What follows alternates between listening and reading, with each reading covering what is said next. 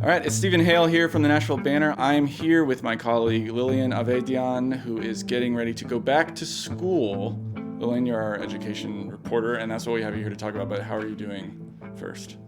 I'm doing well. It's kind of funny to be on a school schedule again. I'm like thinking about my year in terms of like summer break You're and on fall summer break, semester. yes. Yeah. Which I'm curious to ask you what you've been up to this summer outside of work.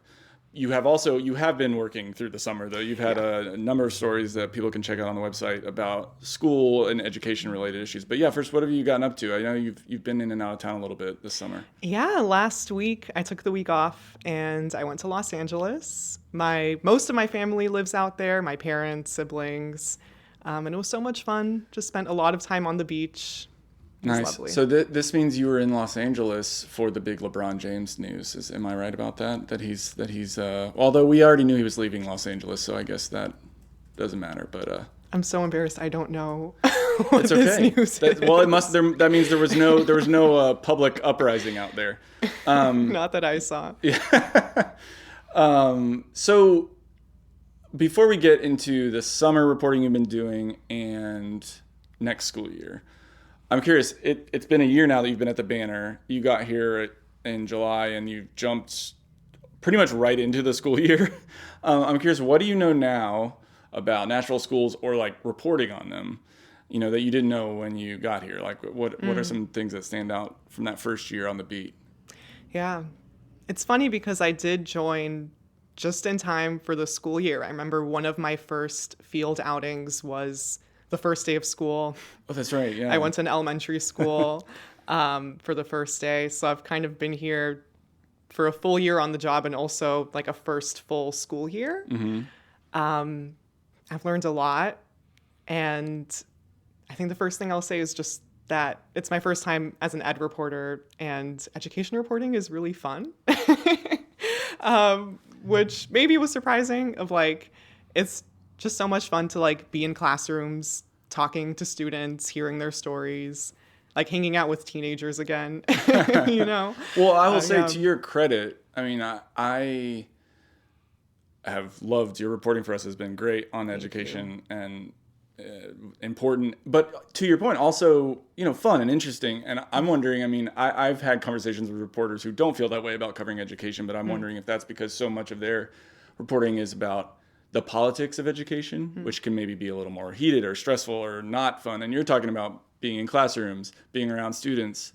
And I think that's what has made your reporting so good. But I'm curious kind of like for you to elaborate on that a little more, like what's made that fun, being inside the actual education part of it and not just all the debate about it. Sure. I mean, education is such a broad beat and there's just so much to cover. And I've really done my best to try to sort of be on top of all of it. I've spent a lot of time writing about the policy in legislative meetings, but I've also really tried to prioritize bringing in the voices of the folks who are most impacted by those policies, spending a lot of time with students and teachers and families and talking to them about what are the things you care about, what are the things that you're thinking about. And the best part of that is getting to like be in classrooms and talk to students and hear how they're thinking about these things. Yeah, I mean, I think one thing that's a challenge about education coverage from a news perspective is that it's all about kids or young people, but so often they're not in the stories because it's about a lot of coverage of education. Some of it necessarily is about the adults who are arguing about how to teach the kids or what should be happening with the kids. And so it can be a challenge to understand it from sort of the student perspective, but you've had some great stories that have shared kind of what the students are going through, what challenges they're facing, or the great stuff that they're doing. I think I'm right in saying after we get done here, you're headed to a school. Is that correct? That's right. I'm going to Hillsborough High School today for their Nice. back to school bash. So yes, to that point, school is about to start again. In the summer, though, you have not been just taking the summer off like we used to be able to do on school schedule. How have you thought about how to report on schools when schools aren't in session? Yeah, it's a good question. Big surprise, ed reporters do not take the summer off. And neither do administrators or the district. Like, the district and admin are hard at work right now preparing for the school year. They have been since June.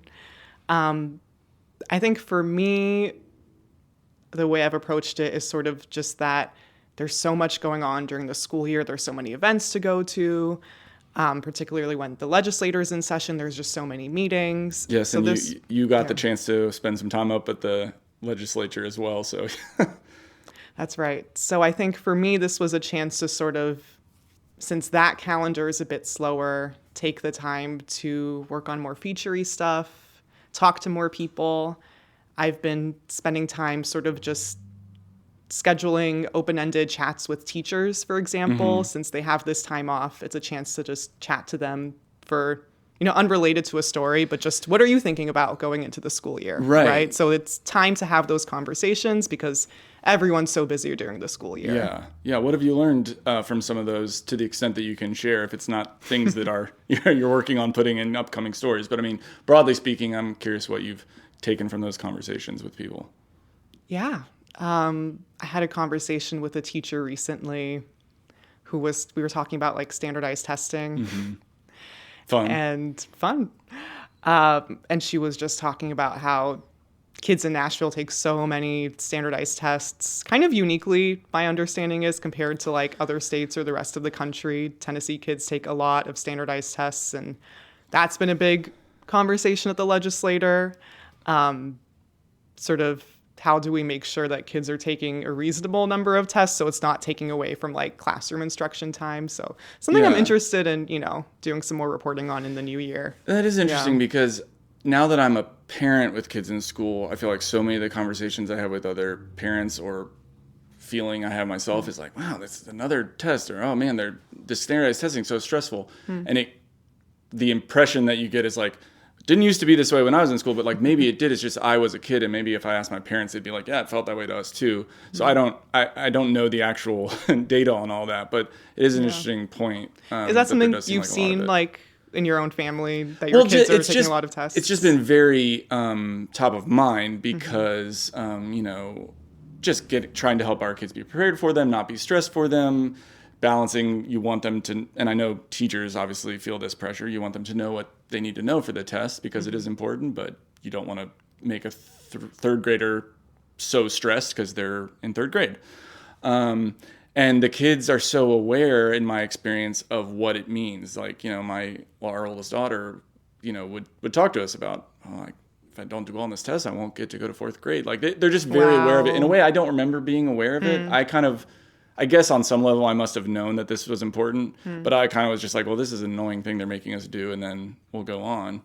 And I'm sure that feeling is related to the third grade retention law. Which yes, that specifically was it was the first year of TCAP and all that. So that's kind of a unique thing. But yeah, so I guess all this is to say I endorse the idea of looking into that more, because I don't actually know if we're out of whack with other states, or if how much that has changed. But I know that's a challenging issue, and it has to be stressful for the teachers too, who feel like on one level they want to, teach kids the way they know how to teach it from their experience and make sure the kids are learning stuff. But they also know that when these numbers come out, which, the TCAP numbers just came out not too long ago, that everyone's going to kind of be looking at them and the administration to say, well, based on how those numbers are. So that's a challenge for sure. Sure. And it's always a challenge for me to know what, you and I were talking a little bit about this outside, to know what we should take away from that, because the test scores matter. They are a measure of what the kids are learning. And like I said, I'm a parent. I want my kid to learn how to read well and write and do math. Like, they have to learn this stuff. But it's not a complete picture of how a school is either. I mean, this from, you've gone into schools and written stories about things that are happening in schools that are not going to be reflected in the test scores. And I would imagine that's a big thing you learn by spending as much time in this area as you have. Yeah, I mean, test scores matter a lot for a public school system. So much of our state and federal accountability systems that, track how public schools are performing are built around test scores, which is why schools and districts care so much, right? They don't want to get those low letter grades. that families then look at to see, well, how is the school doing? And then they look at the letter grade. Right. So test scores matter, but they also, like we were talking about before, it's an incomplete picture. And something else I've learned in the last year is that, different measures convey different things, right? So we have in education, let me see how I can explain this. There's sort of two different kinds of measures of how students do on a test, right? There's achievement, which is just literally how you did on the test. Did you get the questions right? And then there's growth, which tracks how students are performing comparing year over year. And some advocates argue that growth is a more accurate measure because it looks at, is the student improving over time, particularly if it's a student that comes from subgroups that historically underperform, thinking of economically disadvantaged students, kids with disabilities, Black and brown students.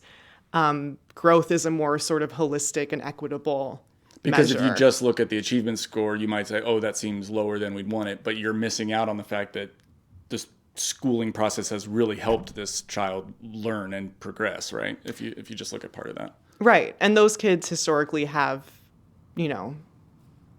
lower achievement scores just because of a variety of things that exist outside the classroom. Right. Yeah, that's very interesting. I'm curious, what, and we've started talking about already, so we might as well get into it, of stories that you things you might want to look into more. We're about to start a new school year. There are some policy decisions or issues that were kind of being talked about at the end of last school year that we'll see, again, as the school year starts. As we're getting ready to kick off again, what's kind of on your radar as issues you're interested in or things you're kind of keeping your eye on when we start the new school year? Yeah, there's several things. I think the most immediate is that kids are starting school with new school start times, which is a major change. So for folks who don't know, until recently, Nashville had one of the earliest high school start times in the country. The morning bell was at 7 a.m., which to me is crazy. Yeah, that's wild.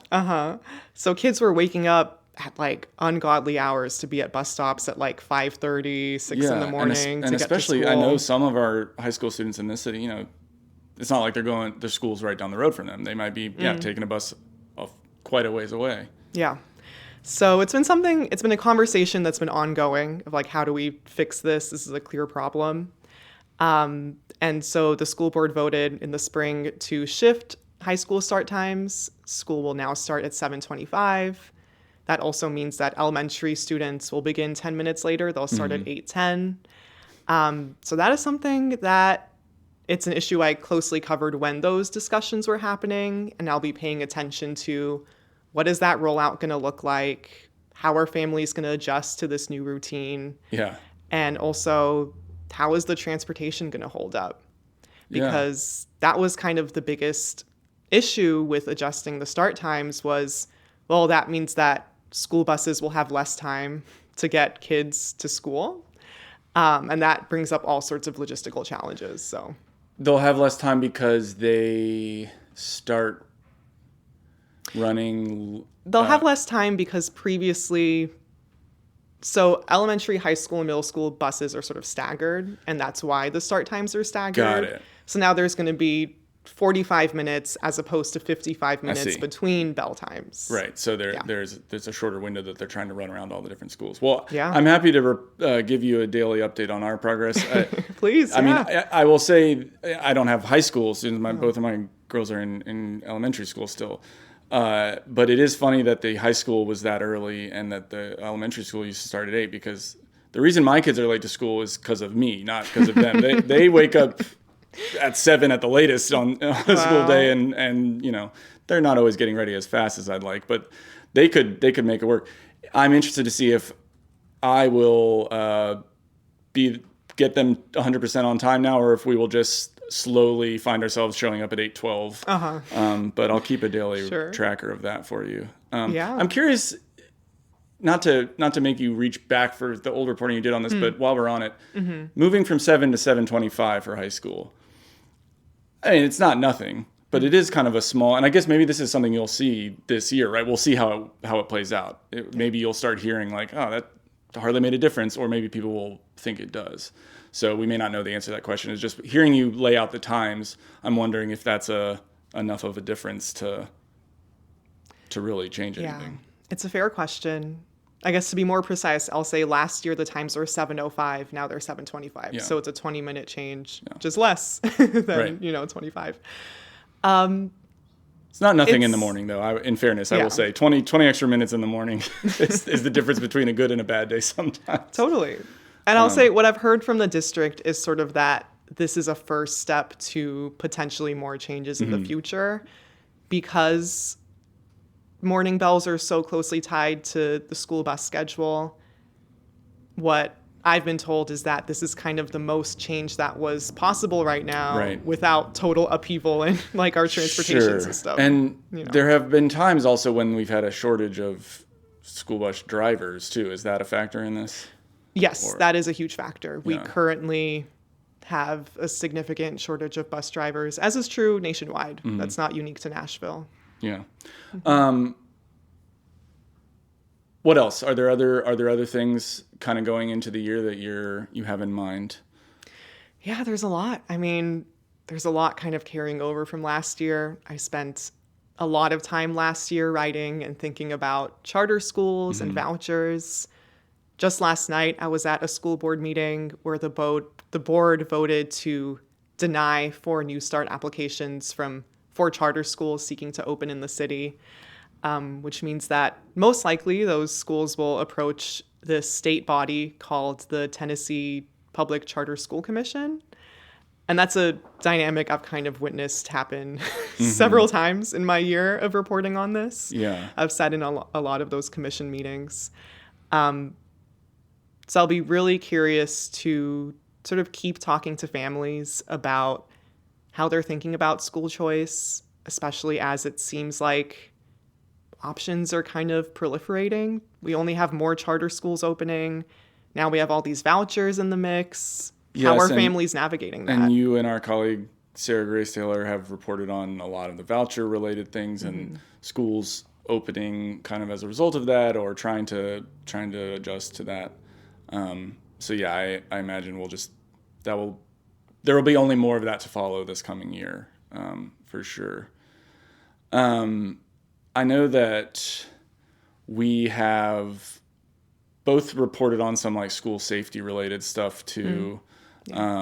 That's always a top of mind thing, and whether it's officers in the schools or some of the weapons detection systems that have been in, and it seems like that's always an area that comes up during the school year one way or another. But what else is on your mind? Anything before we let you go to your school event here? What else is on my mind? Are you excited? Have you seen the Odyssey? I was going to ask an education question, but yeah. Okay, yeah, Let's sure, talk about fine. the Odyssey. I mean, the Odyssey, probably some people had the Odyssey assigned for like summer reading or something. If some teachers were kind of thinking that I wonder if any kids were told you have to go watch the movie. Yeah, either watch the movie or like, here, read this, and then in prep. I kind of wish I read it. I can't claim, I don't know if I finished it in high school when I was supposed to read it or not, but I kind of wish in hindsight I had read it leading up to the movie. It just would have been interesting. But I have not seen the Odyssey, and I don't know, maybe this is a hot take. I'm like not super interested in seeing it, but maybe that's unfair to like make a judgment before seeing it. I mean, there's only so much time in the day, and it is a very long movie, and it's hard to get tickets to, as I found out because I went to an 11 p.m. screening the other night. Like, oh my gosh! But yeah. So you were at the movie theater until like 2 a.m. Yeah, it was vampire mode there. Leave it. Getting there, a lot of excitement, everyone's happy, but leaving, it did feel like we're all kind of looking around at each other like, it's really late and we're in a mall. You were about to say something education related before I brought up a movie. All good. I was just wondering if you're excited to start school, because it's also first day of school for you and your family. That's right. Yeah. I mean, our girls are excited. They're both still at the same school this year. So I have a 5th grader I will have a 5th grader and a 3rd grader. So that's kind of in a way, it'll be our similar routine. It'll certainly help our schedule in terms of just, being more standardized than it is during the summer, which is just a total mess, which all of our coworkers have noticed because I'm just a head case all over the place, depending on where they are, what they're doing, or when they need to be picked up. But yeah, we're looking forward to it. It'll be good. The transitions are always tricky. I feel like, going into the summer, going out of the summer is always a little bit, those first few mornings are a little dicey, but then we settle into it. So it'll be good. But yeah, we're looking forward to it. We got like one more, we're headed to the beach this coming weekend. We're going to do one more little getaway before it starts. So, yeah. So let's make sure to say how people can reach out to you. If they're parents, teachers, administrators. I would love to hear from anyone in any of those categories. Please reach out. I guess email me is the best way. My email is on the Nashville Banner website. So send me an email and let's chat. Yeah. And thank everyone for listening to us here. You can subscribe to us on the Banner & Company podcast feed. We're produced by Andrea Tudhope. And we'll talk to you all soon.